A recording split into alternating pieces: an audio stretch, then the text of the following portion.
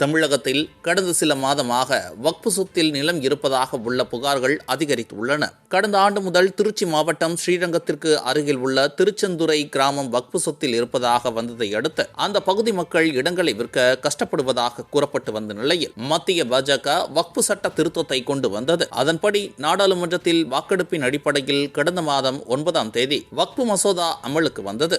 இந்த நிலையில் திருச்செந்துறை கிராமம் போலவே வேலூர் மாவட்டம் காட்டுக்கொள்ளை கிராமம் இந்த கிராமத்தில் மொத்தம் 150 வீடுகள் உள்ளன. இங்குள்ள மக்கள் விவசாய நிலங்களை வைத்துள்ளனர். இப்படியான சூழலில்தான் சையத் அலி சுல்தான் ஷா என்பவர் பெயரில் கிராமத்தில் உள்ள மக்களுக்கு நோட்டீஸ் அனுப்பி வைக்கப்பட்டுள்ளது. அதில் காட்டுக்கொள்ளை கிராமத்தில் உள்ள நிலங்கள் அனைத்தும் லோக்கல் தர்காவிற்கு சொந்தமானது. இதனால் இந்த நிலத்தை உடனடியாக காலி செய்ய வேண்டும், இல்லாவிட்டால் அந்த நிலத்துக்கான வரியை தர்காவிடம் செலுத்தி பயன்படுத்திக் கொள்ள வேண்டும் என்று கூறப்பட்டுள்ளது. இந்த நோட்டீஸால் அங்குள்ள மக்கள் கடும் அதிர்ச்சி அடைந்துள்ளனர். அந்த கிராமத்து மக்கள் கடந்த 4 தலைமுறைகளாக காட்டுக்கொள்ளையில் வசித்து வருகின்றனர்.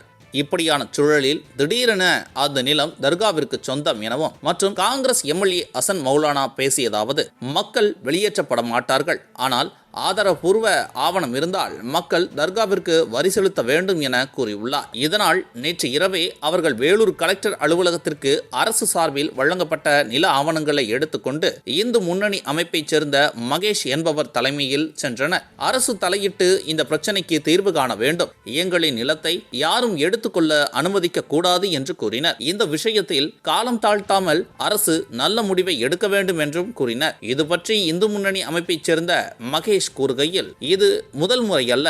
திருச்சி மாவட்டம் திருச்செந்தூரை கிராமம் வக்ஃபு நிலம் என்று கூறப்பட்டுள்ளது.